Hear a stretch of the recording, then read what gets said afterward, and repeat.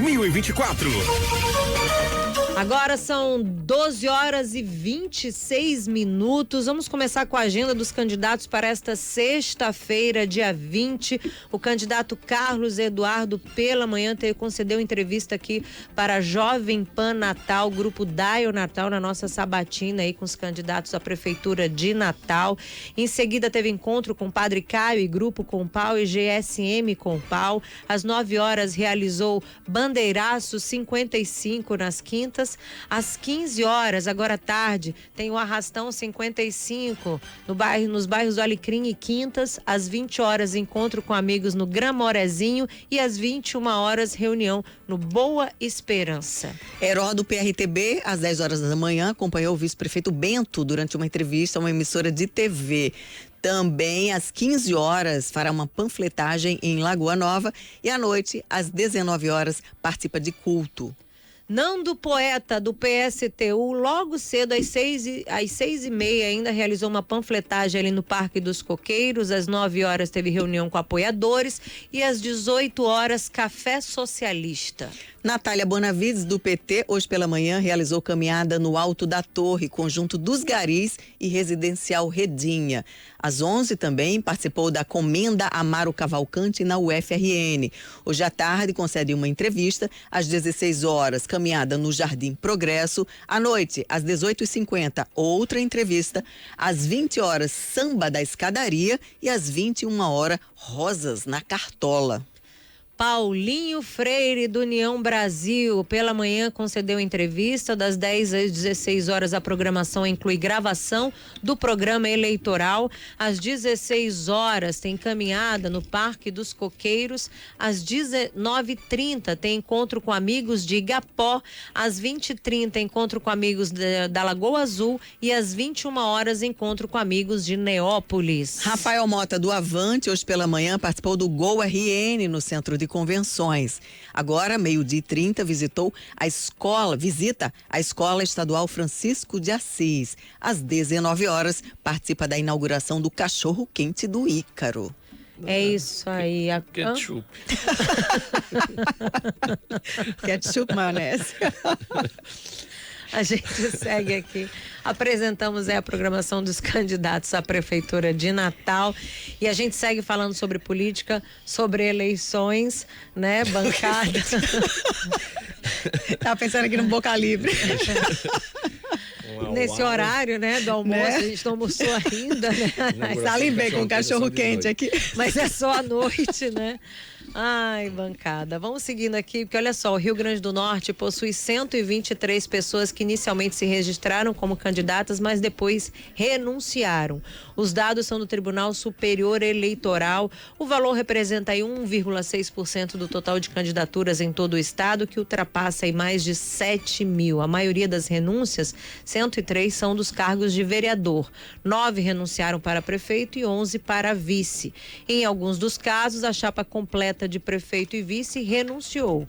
Em outros, somente um ou outro. A gente lembra que o prazo dado pela Justiça Eleitoral para realizar o registro de candidatura por substituição de candidatas e candidatos aos cargos de prefeito, vice-prefeito e vereador terminou na última segunda-feira, né? 20 dias aí antes do pleito. O prazo do dia 16 só não vale no caso de falecimento de candidatos, onde a substituição poderá ser efetivada após esta data. Vale lembrar que nesses casos, se a substituição ocorrer após a preparação das urnas e da lista de candidatos e candidatas, o substituto concorrerá com o nome, número e foto da pessoa substituída, Túlio Lemos. Nós tivemos já um caso desse aí, de substituição por falecimento, que foi o caso do prefeito Marcelo de João Dias. De João Dias, da cidade de João Dias, que foi assassinado juntamente com o pai dele. E a esposa que está no lugar dele. Exatamente. Então a gente tem aí, teve esse caso aí, que apesar no caso dele foi antes do prazo final, né? Em qualquer circunstância poderia ter havido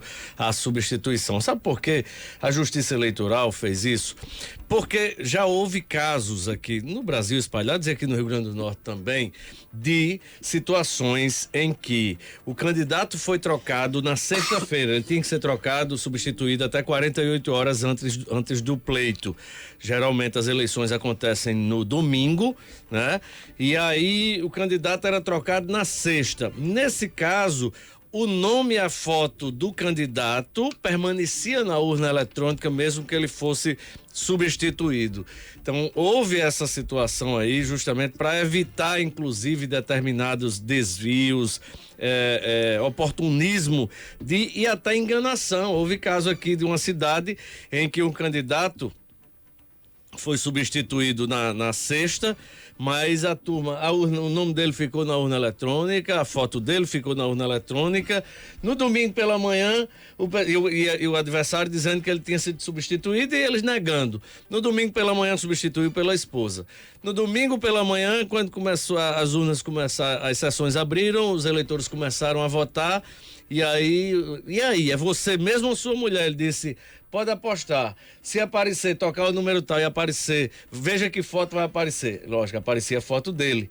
O nome da mulher, depois eu conto essa história bem direitinho, com o nome e sobrenome. O nome da mulher só veio aparecer no boletim de urna a partir das 17 horas, quando as urnas são fechadas e começa a sair o boletim de urna. Então, essa situação aí que termina sendo má fé, enganação, com essa substituição um pouco mais elástica, não permite que as pessoas façam esse tipo de coisa, utilizando aí da boa fé da população e da própria justiça eleitoral. Então, você fazer essa substituição 48 horas antes era um problema, inclusive dificultava do ponto de vista operacional de fazer a mudança na urna eletrônica. Hoje, com esse prazo aí, ainda é possível, prazo dado pela Justiça Eleitoral, que acabou na semana passada, essa semana, né? Dia 16 foi o prazo final, segunda-feira agora foi o prazo final para a substituição de candidaturas. E há ainda candidatos, que eu lembro aqui agora, por exemplo, tem um candidato de Areia Branca, Souza, que está indeferido em primeira instância.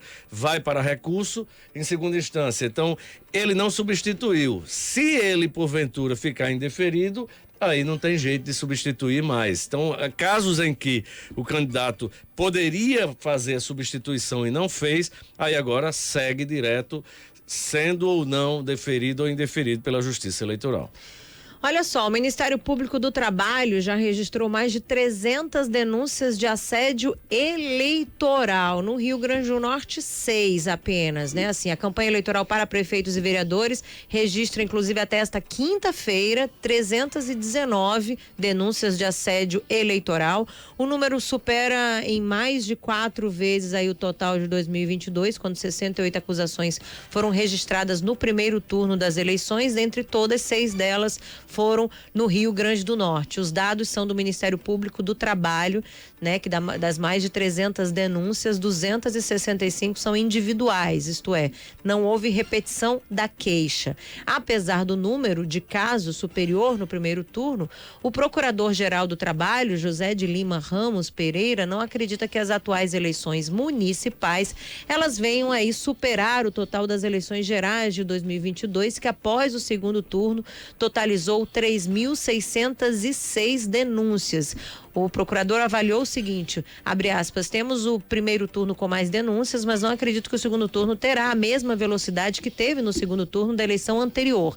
Não há o ambiente daquele momento, a polarização não vai aumentar, é o que disse ele, né? Para ele, o que chamava atenção nas eleições de 2022 era o volume de casos e a forma explícita e documentada de assédios. Ele disse o seguinte, tinha vídeos que eu assisti e dizia, não acredito que uma pessoa fez isso, é caso de estudo, né? Falando o procurador. Das ocorrências, né? Diferentes tipos de assédio foram listados pelo Ministério Público do Trabalho, há ocorrências em todos os estados, com exceção do Amapá. Os estados da Bahia, São Paulo, Paraíba, Goiás e Minas Gerais, inclusive, lideram a lista de denúncias de assédio, né? E para o procurador, os números demonstram que nessas regiões as paixões políticas são mais fortes e as disputas podem estar mais, inclusive, apertadas. O Ministério Público do Trabalho repassou, inclusive, à imprensa a descrição de alguns episódios de assédio. Um dos exemplos aqui no Rio Grande do Norte. Ele diz, por exemplo, há o caso do dono de uma fábrica de vestimenta masculina no município de Jardim de Piranhas, no interior do Rio Grande do Norte, que pediu aos empregados para gravarem vídeo afirmando que iriam votar em determinados candidatos a prefeito e a vereador Túlio e Ana Karina Castro. É uma situação aí que o procurador que nos concedeu a entrevista aqui já deixou bem claro, né? Que não pode, as pessoas cometem determinados crimes, uns sabendo que é crime, outros achando que não é. Mas é bom que ele também fez esse balanço, essa avaliação, esse contraponto com a eleição de 22. Na realidade, a eleição de 22, ela estabeleceu um nível de radicalismo que fazia muitos anos que não acontecia na política nacional e mais, não só na política nacional do ponto de vista do embate de lideranças nacionais, mas com consequências para grandes e pequenos municípios. Então o nível de radicalismo, de polarização, de disputa na eleição que a gente viu aí, de familiares que deixaram de se falar, de grupos de família que acabaram, pelo menos durante a campanha, né? De briga entre amigos, tudo aconteceu na eleição de 22 entre Lula e Bolsonaro. Então, na verdade, não é esse clima que hoje nós temos, graças a Deus. Apesar da rivalidade permanecer, mas ela não se traduz nas eleições municipais. A gente vê um nível de civilidade maior do que nós tivemos na eleição de 22. E isso também leva para os casos de assédio, tanto moral como eleitoral, nesse caso aí do que nós estamos vivendo na eleição municipal.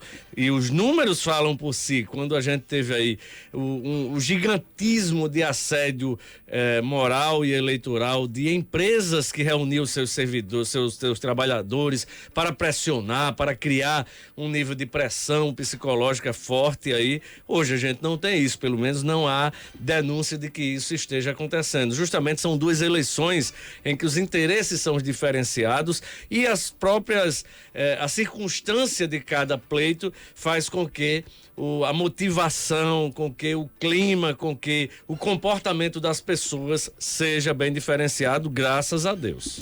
E tem que lembrar que assédio eleitoral, ou seja, constranger o eleitor, né, a votar, é um crime previsto aí no Código Eleitoral. Então, o Código Eleitoral é bem claro aqui, artigo 297, que diz respeito ao setor privado, diz assim: impedir ou embaraçar o exercício do sufrágio, pena, detenção de até 6 meses e pagamento de 60 a 100 dias multas. Então, os empregadores que constrangerem aí, cometerem aí esse ilícito de fazer o assédio eleitoral podem ser penalizados se comprovado aí realmente que esse assédio existiu. E o Ministério Público do Rio Grande do Norte emitiu uma recomendação a líderes religiosos e candidatos na 43ª Zona Eleitoral que se abstenham de práticas eleitorais em templos religiosos da região, né, com o objetivo de assegurar que o período eleitoral transcorra de forma justa. A recomendação foi direcionada aos municípios de Coronel João Pessoa, Doutor Severiano, São Miguel e Venha Ver. Né, de acordo com o Ministério Público, a recomendação tem como objetivo evitar que os abusos possam comprometer a liberdade de voto dos cidadãos. Por isso, os líderes religiosos da região foram orientados a deixar de realizar qualquer tipo de manifestação, como discursos ou pregações que possam ser interpretadas como apoio a candidatos, evitando ligações entre a escolha eleitoral e a fé. A recomendação também enfatizou que a decisão de voto deve ser uma escolha livre e individual, livre de pressões ou coações. Entre as diretrizes, destaca-se a proibição da propaganda eleitoral nas diversas igrejas, desde a vinculação de mensagens até a realização de eventos políticos e a promoção de candidatos durante cultos e missas, Túlio Lemos. Isso é uma medida, você falou aí, ela específica, se restringe aí a algumas cidades, mas ela é abrangente, não do ponto de vista legal, porque ali é específica, mas a legislação já não permite isso. Até a gente está falando, inclusive, de locais de uso comum, né, de situação em que são igrejas que, inclusive, são beneficiadas com isenções de impostos e que ali está um pregador, deveria ser assim. Qual é a diferença que pode se fazer disso? Você é pastor ou mesmo sem ter esse peso, esse título em uma determinada denominação religiosa, sendo pastor ou padre, mas em ambos você é um cidadão. Você pode conversar, você pode ter sua preferência, você pode se reunir com pessoas. Agora, o que não pode é você usar o púlpito para fazer campanha política. Isso já está claro, não pode. Exatamente por conta disso, né, há recomendações tanto da igreja. Quem faz mais isso são as igrejas evangélicas. Isso aí é uma prática muito comum. Alguns pastores se utilizam como se a igreja fosse deles e aí fazem uma pregação como se fosse e que todos tivessem a obrigação de seguir aquilo. E como alguns utilizam, por exemplo, irmã, pastor, né? Então isso, essa orientação, o Ministério Público inclusive alerta sobre que apesar da utilização do nome de pastor ou irmão, você não pode estar no templo falando sobre política. Exatamente, mas é muito mais no sentido dos líderes, né? Porque você é o pastor e está lá, o irmão, está frequentando a igreja, não há nada demais em relação a isso. Seja no período eleitoral, não. O que não pode é você fazer política dentro da igreja. Isso serve também para a igreja católica. Tem alguns padres que se soltam e começam a fazer política porque tem uma afinidade maior com esse ou aquele candidato. Isso aí também está errado. Afinal de contas, a pregação religiosa, ela tem, independente de qual seja a religião, a convergência entre elas é o amor. Isso aí está bem claro. E quando você trata da política e o amor, a convergência é justamente para evitar a divergência, o conflito, o confronto. Quando você toma partido por um lado, naturalmente você está deixando o outro insatisfeito. Então, a gente tem visto isso bastante, viu muito mais na questão da eleição presidencial, né? A gente vê um péssimo exemplo de um pastor que é o Silas Malafaia, que esqueceu a igreja, esqueceu as pregações e vive de fazer política e de destilar discurso de ódio 24 horas por dia. Não é esse o modelo que as igrejas evangélicas devem seguir. E nós temos vários líderes evangélicos respeitados no Brasil, vários cantores evangélicos e gospel respeitados no Brasil, assim também como líderes religiosos da Igreja Católica. Então, o caminho não precisaria de lei, o caminho é justamente isso, é você abraçar todo mundo e você escolhe o candidato que você queira, porque do jeito que esse caso aí, a gente está falando do assédio eleitoral, Karina citou até o artigo aí, numa empresa privada, porque há uma relação comercial ali. Quando você traz isso aí para uma igreja, não há uma relação comercial, mas há uma relação de afinidade, há uma relação de hierarquia espiritual, de um pastor ser mais do que o fiel, de um padre ser mais do que o fiel do ponto de vista de conhecimento e de responsabilidade espiritual. Então, essa hierarquia não pode ser utilizada para afastar, e sim para agregar. E aí a eleição vota em quem quiser, o cidadão é livre, a cidadã é livre para escolher quem quiser para votar. Ok, encerramos aí então o nosso quadro Eleições 2024. Você acabou de ouvir Notícias Eleições 2024. Antes de irmos para o intervalo,